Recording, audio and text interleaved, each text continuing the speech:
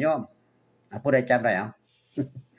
มงคลที่ใดยินดีต้อนรับเด้อคุณโยมเด้อมื้อวันพระใหญ่เด้ออย่าลืมไปทำบุญตักบาตรไปลอยกระทงยามมื้อแลงเด้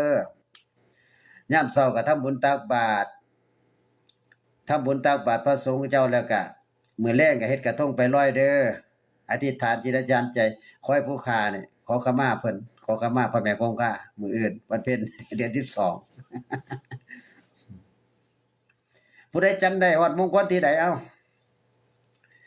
บอกมาตั้งเบิดตั้งแต่1 2 3 4 5 6 7ถึงมงคลที่8คุณโยม